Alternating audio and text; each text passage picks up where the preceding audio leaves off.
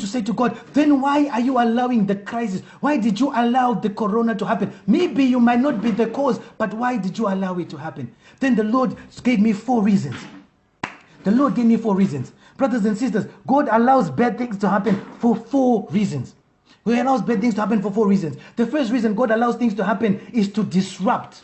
Is to disrupt. Is to disrupt. Can you just write number 1? God allows bad things to happen. God allows crisis to happen to disrupt our lives. God allows bad things to happen to disrupt our lives. I am reminded of the Apostle Paul, of the Apostle Saul on his way to Damascus. He had an encounter. He had an encounter with God, and then he got to be blind. God forced him to be blind. God made him blind. Because God wanted to intercept. God wanted to disrupt his life. God saw that Saul was headed in a certain direction. And then he said, because Saul, you are extreme, I have to do something extreme. God sometimes has to do something extreme in our lives because we are extremely going the wrong way. We are extremely doing the wrong thing. We are extremely lost. We are extremely missing his plan. We are extremely lost. So God shows up like Saul and he makes Saul blind because Saul thought he was doing the right things. He thought he was going the right way. So Saul had an encounter with Jesus and he got to be blind because God was disrupting his life.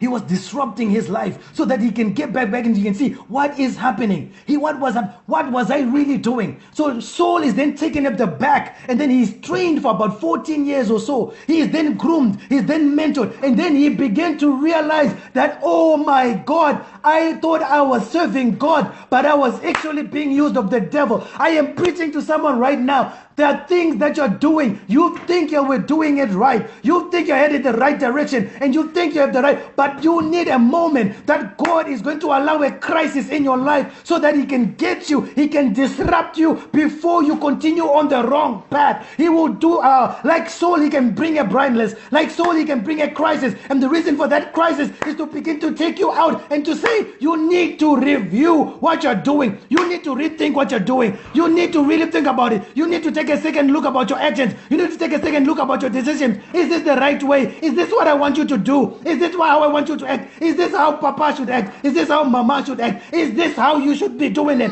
So he will allow a crisis to make you, to disrupt your life, to bring an interruption, God is the master disruptor. God is the master interrupter. He knows how to interrupt us when we are going on the wrong. When we're going on the wrong way. I'm reminded of Sodom and Gomorrah. Brothers and sisters. They were just going on their lives until they had a disruption moment, until God interrupted, until God disrupted, until God came and said, enough is enough. I am going to bring some fire up in here because you guys have missed it. You have missed it. So sometimes we need a little bit of fire in our lives. We need a little bit of crisis. We need a little bit of challenges. We need a little bit of bad things happening so that we can take some time out to begin to recess whether we're doing things the right way, whether we're doing this the right way, because sometimes we can be honest in our actions but we are honestly wrong. Sometimes we can be genuine in our actions but we can be genuinely wrong. So we need an extreme situation, we need an extreme event to force us to come into the revelation and to the realization that maybe we've missed it. Maybe we're missing it. So God allows bad things to happen, brothers and sisters, to disrupt our lives as individuals, to disrupt our lives as couples, to disrupt our lives as families, to disrupt. During the course of the week, we were, me and my family and my siblings and our relatives, we were just, commemorating the death of my sister. My sister passed away. My sister called Basilia. She passed away shortly after her birthday. It was her birthday during the course of the week. And nothing disrupts our lives as human beings than death. If you have lost a loved one, you know what I'm talking about. Death has a way of making you sit down and saying, do you know what? Maybe I need to review my direction. Maybe I need to change the way I'm looking at life. Maybe. And even this week, as you were thinking about just commemorating a birthday, I was also thinking about life. I was thinking about my life. And I was saying, oh my gosh, my sister passed away just after she turned 40. Oh my gosh, we lost her 4 years ago. I can't believe it's already been 4 years. Because sometimes death Sometimes death is supposed to disrupt our lives and to make us confront certain things. So God allows, He allows certain things to happen in our lives to disrupt us.